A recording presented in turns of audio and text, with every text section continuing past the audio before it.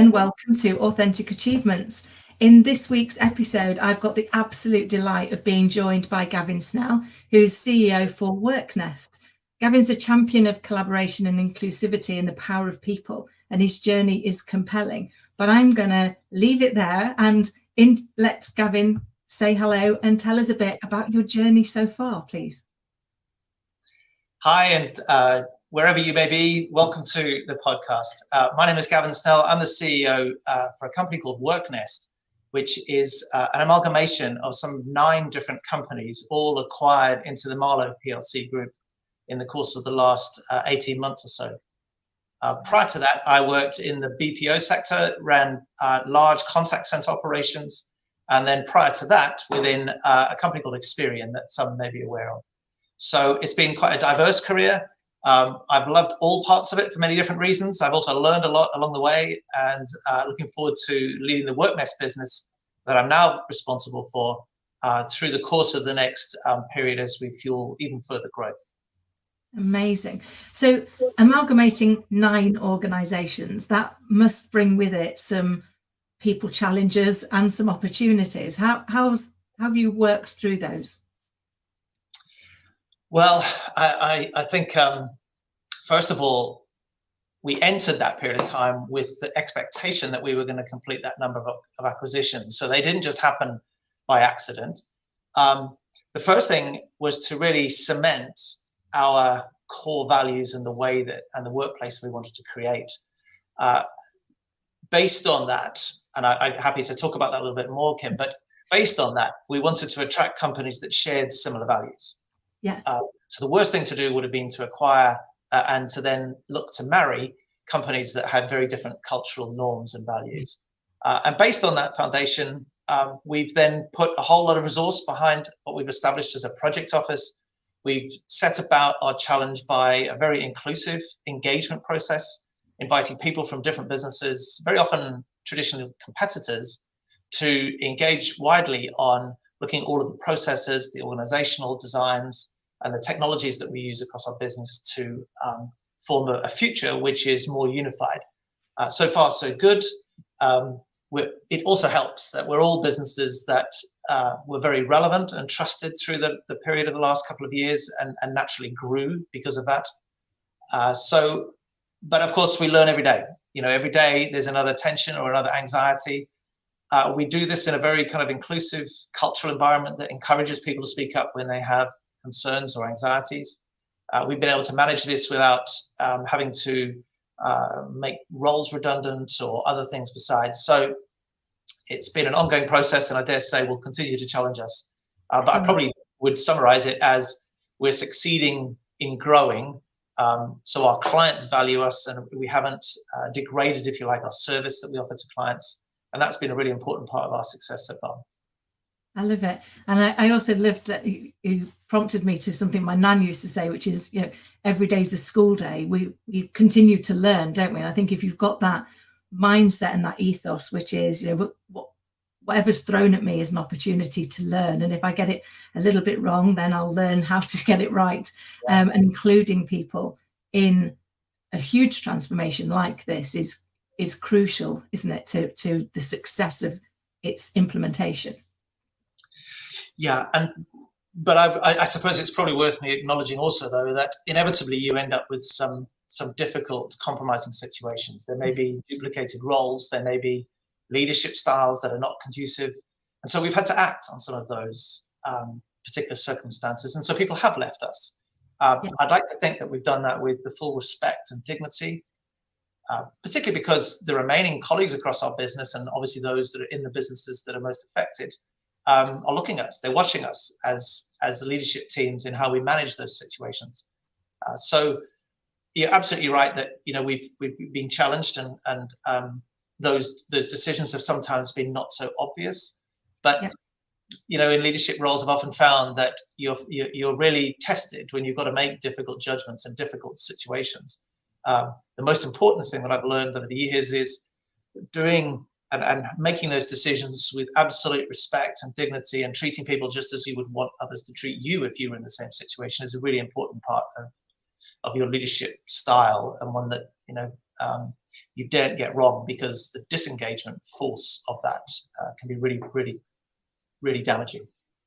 Yeah, no, I completely get that. And I think what I love about what you're saying is that whole doing everything that we do. It doesn't mean to say we don't have to make difficult decisions. It doesn't mean to say we don't have to be brave and courageous and tackle those uncomfortable conversations, but that we do so respectfully. And I think people respect that you've given them the respect, don't they? And that helps, not just for the people impacted, but as you so eloquently put, it also is for the people that are observing you, because it's not just who you're having the interaction with. All eyes are watching, aren't they, across the organization to see how you do what you do. Yeah, I had a telling moment in my career way back, probably about 11 years ago, when I was responsible for a business that was very exposed to a recessionary environment. In the course of a relatively short time frame, 30 to 40% of its revenues disappeared. Wow. And I, as the MD of that business, had the challenge of trying to form a response, culminating in, amongst other things, a redundancy program. You learn a lot about managing redundancies and large structural change. And one of the things I learned was on a particular day where we had to make 80 redundancies, that's 80 redundancies in one day from one business. We, that's a really testing time for everybody involved, but of course, particularly for the people that are the casualties, if you like, of that. But I remember one character who I knew very well saying to me after I had managed an exit interview, and he said to me, and I remember the words vividly, just remember that there's another 450 people watching how you treat this, how you treat me, and how you treat all the others that are unfortunate, casualties of the redundancy program. And I've always recalled those words, because what we actually did in that instance was that we kept in touch with everybody that had left the business. We reported to the rest of the business on how they were getting on with their job search. And I was really pleased to report that over the 5 months that followed, the entire 80 people that had left us had found other employment. And that was a really telling time for us, because what it said to the rest of the people in the business was, we genuinely care. We want to treat people with absolute dignity, and it really matters to us that they find new employment. And so you do learn through adverse situations. You learn a lot about both yourself and also leadership teams more generally. Yeah, no, absolutely. And fortunately, like you, I've been in situations where I've had to lead those redundancies, and they are a very telling that they do give us a great opportunity, but doing it with respect and making sure that the people leave unharmed. They know it's not because of them, it's because of the way the organization's going, and that you keep in contact with them and give them that respect is hugely impactful, not just to them, as you say, but to the wider organization and to you as a leader, because you can sleep a little bit easier at night knowing that you did the best you can with what was a really difficult and challenging situation. Thank you so much. Can I take us on to a little bit about what's your driver or your purpose? What is it that lights your soul on fire around what you do? But with background, and it's relevant, I was schooled in South Africa. I was schooled during the peak years of apartheid, and I had a couple of experiences when I was in my teens, which I think have a telling influence on me to this day. And I witnessed some real injustices and prejudice. To this day, I maintain that my driver is about making a positive difference towards bringing greater equalities in the workplace, in the communities in which we employ people and we operate, and also with the clients we serve. What that means is that I worry far less about results and financials and performance, and far more about the things that are actually going to drive those results. And that is about the people that I work in and around. So I have a real abhorrence towards nepotism, prejudice, and inequalities. And I'd like to think that wherever I've been, I've tried to hold those strongest values. And that's tested at times. It's not always easy. In the current context, we've got 8 different businesses. Well, surprise, surprise, there's some pay inequalities. We've inherited situations where there's actually inequalities in benefits and in pay, and we're acting on that.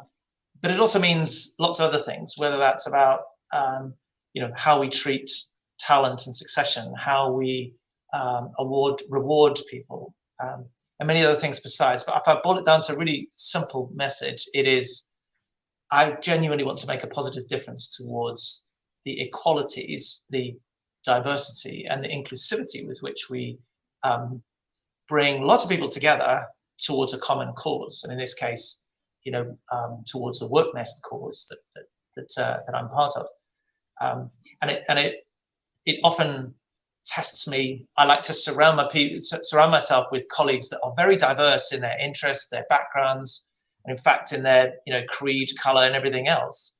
But one thing that unifies us is that consistency of values, and uppermost in that is that equality, integrity that we strive for. And I've moved away from roles and businesses where, despite my efforts, I just don't feel that I can really subscribe to the kind of underlying drivers for that business, which very often is about driving for results at the expense of those core values. I love that. I think one of the things that I see a lot in organizations is that they measure the outputs rather than work on developing the people. And that can create massive gulfs, can't it, in diversity, inclusivity, and how all of those parts are pulled together, because we're not embracing people's right to be who they are and to bring things their way, and how do we include those, and how do we move forward collectively. So I love that your values are such a core part of who you are, and that's demonstrated not only in how you bring to life your everyday, but the fact that you've walked away from things where the values didn't fit, because if our values don't fit, we can't be successful, can we? We can't be happy. Yeah, for me, it's not even a debate, but I'd even go further than that and say business success is generally as a consequence of strong colleague engagement. And I actually have some data points to go to where disengaged colleagues, largely because of poor management, have actually resulted in clients leaving us. And so I can actually see the correlation, the relationship between business success or failure, depending on which way it goes, driven by essentially colleague disengagement. It follows. If I I'm a user, for example, of a particular service, the person that I'm talking with, or the client, the person who's responding to my support request, if they really demonstrate to me that they're not particularly enamored with either the service that they're supporting or otherwise, then it follows that I'm probably going to be less inclined to want to continue using that service. So it's not complicated in my mind. It's pure and simple. The reason why leadership teams are in place is to create, maintain, uphold, and even enhance cultural values that all humans want to be a part of. Humans don't want to be a part of something that they're not proud of, that upholds some of those core values that I touched on. So it's not even based on just my own personality type, I suppose. It's just based on what drives the best results. Well, that's it, because we want to be somewhere where we feel listened to, understood, and respected, don't we? And that we can provide that also for others. We expect our people to provide that for our customers, but as leaders, we have to provide that for our people to make the chain work, don't we? And to make everybody feel valued, I guess. Yeah, absolutely right. I've often thought, though, that in human organizations, I use the analogy of a swimming pool. Okay. I think that there are a lot of people that they want to swim metaphorically in the shallow end of the pool. They want their feet on the ground. They want to be proud of the work they do, but they don't want to be the next sales director or the next, managing director. They want to. They've got other things in their lives that they want to be fulfilled, and we've got a huge responsibility to them. You've got others who may want to test themselves into some slightly areas. They go a little bit deeper in the pool, of course, but then you've also got people who want to dive in the deep end of the pool, and they want you to create an environment where opportunities emerge.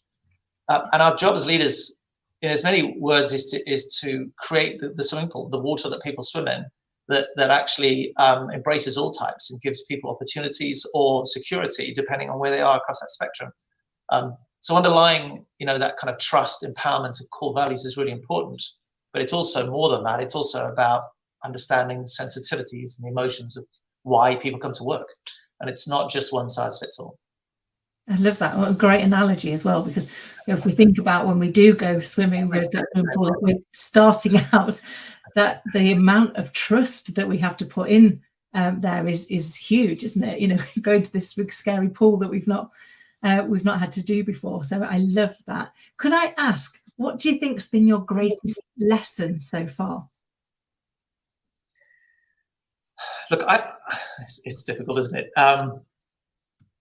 I think the kind of, if you want to pin me down to one, I will, but I'll try with four. I think, first of all, looking after myself. You know, I think there's stages in my career where I've burned candle metaphorically, and I've probably been less productive because of it.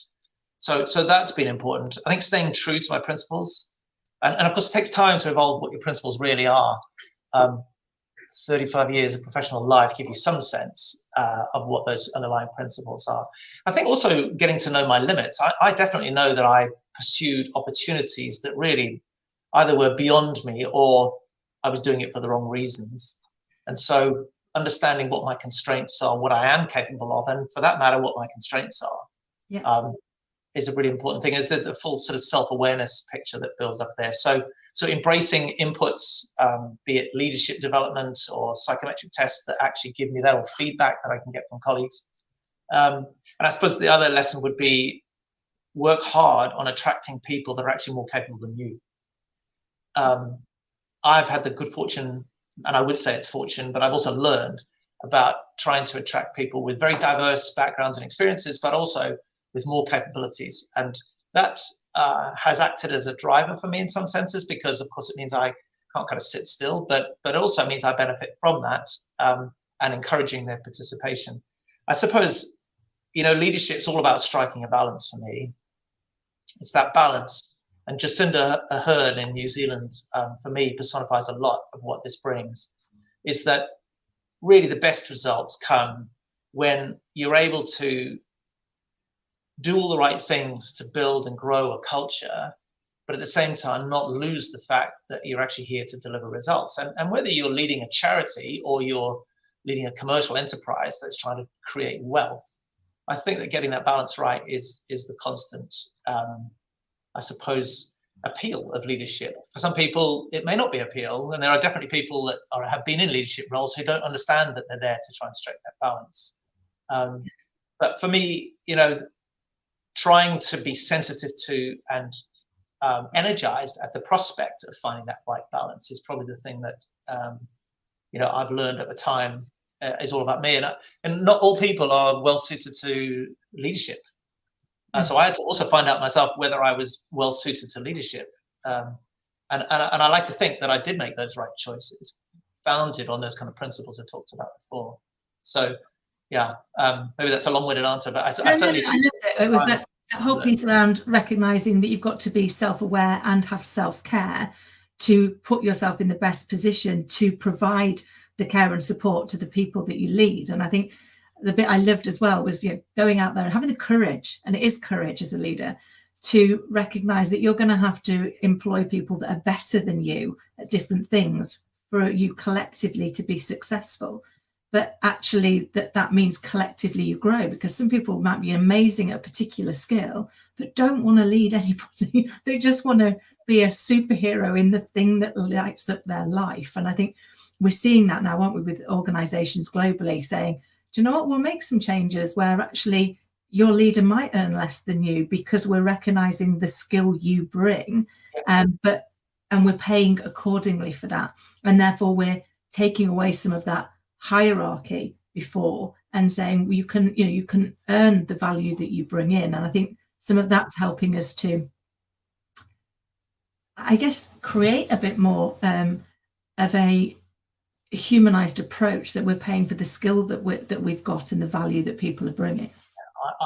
Early stages of my career, I worked in particularly one business that had an incredibly directive, male-dominated culture. And I think, as I said earlier on, I came from a background where I'd witnessed where people had disproportionate amount of power and influence on how other people live their lives. I feel like I've got an important role to play in all the roles I've worked in, but that role's not, you know, disproportionately more important than others. And in fact, I would say that I probably learned as much from watching what went wrong in that environment, in that directive, autocratic, hierarchical, kind of offices on the third floor type of thing where you had to ask permission to speak to somebody to then ask permission again to speak to someone else. I probably learned as much out of that, out of living and working in that and seeing everything that went wrong, than I did about perhaps other situations where there was more of what I look for now, largely because of the disengaging effect it had on people, because people just didn't want to be a part of it. They weren't proud of the work they were involved with, the company they worked for. They voted with their feet by and large. Well, there is, I mean, there's stats, isn't there, that say, is it, I think it's 57% of people leave their boss, not the organisation. Yeah, I couldn't agree more. Yeah, surprisingly, not even higher. Yeah, 64% would actually take a pay cut if they were given a different boss. So if you kind of look at it and go, that's more than 1 in 2. I mean, that for me, when I first learned that, was a massive eye opener as a leader. That was like, more than 1 in 2 people that leave me. Like, if that doesn't give me the momentous to want to change, to want to continue to grow and to try and be the best I can be, I don't know what will, because it's that constant learning, isn't it? And I loved the piece around, we learn as much about who we don't want to be. We see those leadership traits that we're like, oof, I'm going to leave that one there for you. Thank you. As we do looking at who we do want to be, who we would love to aspire to be like. Yeah. So thank you so much for sharing that. Can I ask you, I mean, there must be so many, but what is your proudest achievement so far? Okay. I'd like to think that, whenever I've left a role, that people have said that guy made a difference. Made a difference towards bringing greater fairness and equalities in the workplace. And that as a consequence, they felt like they genuinely wanted to be more part of whatever it is that we left. So, yeah, I've had achievements of taking on roles of, driving trading and financial performance, and I've taken on roles that involved integrating businesses. But they're not the things that I would say are my achievements. My achievements are far better measured in the context of looking at things like colleague engagement scores, of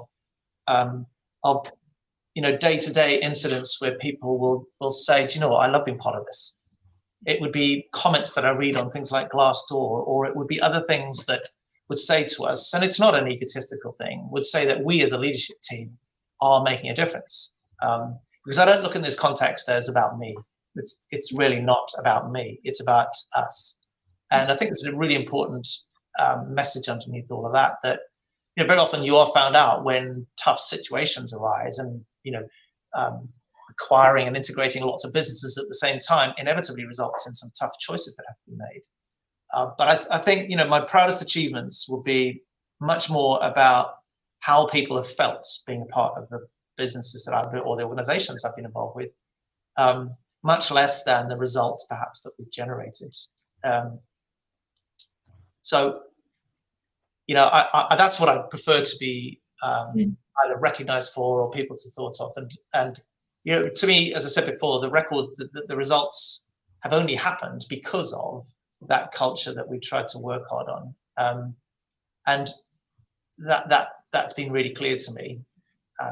But I think the other thing I would say is that it's also about other first line, second line leadership teams in businesses building together. I've worked in leadership environments that have been really powerful. And that's because more and more similar situations are dealt with in a really consistent way across different leadership teams. That, in leadership populations, you see broadly constants around those core values of equality, diversity, inclusivity, about everything that goes in towards that around trust and empowerment. I've also worked in leadership environments where it's not been that way. And so I think another test and another achievement perhaps would be that broadly we've been able to create leadership cultures that are broadly consistent. And so people, they know what they're going to get, or people understand what they're going to get from their leadership teams, regardless of where across the business they might live. And if asked the question of, what's our vision or what's our core purpose, across 70 or 80 people that might be in manager roles, you can get broadly the same answer. So I think that's another achievement, because it's only because of that collective force that we've been able to create the culture environment that I've touched on, really. I love that. And it is a huge achievement, because pulling together, the people and giving them that consistency and that trusted space, that compelling story. And I was reminded as you were chatting of the Maya Angelou quote, that I've learnt that people will forget what I said and they will forget what I did, but they will never forget how I made them feel. And that just seemed to hopefully summarize what you were saying there in what you're driving to achieve. Back in the early stages of COVID, as a business, like every other business, we were challenged. Again, metaphorically, are we going to batten down the hatches, save a lot of money on furlough, and are we going to, in as many words, shortchange our clients? Or are we going to flip this thing on its head and see it as a big opportunity? Fortunately, with the backing of our founders, we managed to convince them to do the latter. And the people that did go on furlough, and there are good reasons why they did, we were adamant that we needed to pay them 100% of their pay. They didn't choose furlough, yeah. So they never suffered. For the people that remained, and we had a big focus around mental well-being. We had a big focus around counselling and support for colleagues. And so you get tested every day, every week, every month on how you react. And of course, you have to be open to criticism, and we encourage that, because if people are feeling like that they can't offer constructive feedback, if you want to call it that, to leadership teams, then you're failing yourselves, because you're kidding yourselves as a leadership population. But certainly, it is about how people feel, and I think the decisions you make will often last. So had we said to everybody who went on furlough, well, it might not have been your choice, but by the way, you've got to go to the bare minimum that the furlough arrangements pay, we would probably suffer for that for years to come, because of the disengagement factor that would have created. So yeah, but of course there was a financial consequence of that, because we had to actually, as a business, live with the costs that were associated with that. But yeah, and it's just an example of where you get tested in, the relatively easy thing is to come up with a value statement. It's a hell of a lot harder, and I'd argue very often you're tested on how you live to those values. It's true, because if you don't live them, if we don't walk our talk, if we say that this is a value of ours and then we go and do something completely different, nobody believes it's really a value of ours, because if it was, we wouldn't be doing it. That doesn't mean to say we don't occasionally get things wrong, but it's about saying when we get them wrong, we apologize and we say, I'm really sorry, I got it wrong, and here's how we do it again, so that people realize, we are only human. It doesn't, but it is not just what we say, it's what we do, isn't it, that people link into. This has been so insightful. I could literally chat to you all day. But if you had to have one piece of advice that you wish that somebody told you sooner, the advice to your younger self, what would it be? Well, as someone who's got an 18-year-old son just going to university, I find myself saying words like this. But look, I honestly reflect on the first kind of 5 years of my working career post-university and think I was really hard on myself. I was working under the misunderstanding that the harder I worked, the better the likelihood for advancement. And I didn't really look after myself through that period of time. And I think other things suffered, including relationships and my own health. So I think with good support, had I been open-minded, and I was particularly headstrong, I would have looked for more and more feedback and coaching and mentoring support. I probably would have made some different choices, and I probably would have also been a lot more content with myself through that early stage. I'd like to think I learned that over time. I learned a humility and a way of achieving things that perhaps you have to do. You have to continue and advance yourself in your career to be able to do that. But I think I certainly would want to have been less hard on myself and more rounded, perhaps, in my work-life balance. But I think, in some senses, also that work ethic's been a really important part of my success going forward, because I don't think hard work is the sole determinant on your career success. But I do think for those that want to advance themselves, having a strong work ethic is an important contribution to make. And people will make their own judgments about that. But that's been a personal belief of mine, is that people want to work around people that are obviously committed, engaged, and energized at the prospect of success and everything that contains.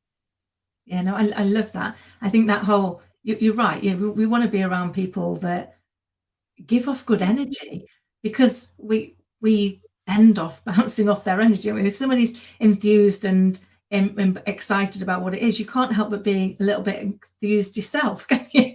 It's really hard to be thoroughly disengaged when somebody clearly loves what it is that they're doing, even if you're like, well, good for you. I'm not sure. You can't help but be uplifted a little bit by that. And I think also, I've learned a long time ago that it's not just Tigger types who people want to work for. Yeah. You know, Christopher Robin, Eeyore, and many other character types can be very effective in leadership roles because of the authenticity with which they approach their challenge, the way they engage with people. So I wouldn't want to give the impression that it is naturally only Tigger types that give off those vibes. No, I think it is. Sorry, and what I meant was it was more people being authentically themselves. And I love the fact that you chose Winnie the Pooh. Have you ever read The Tay of Pooh and the Tea of Piglet? They're two management books, and they've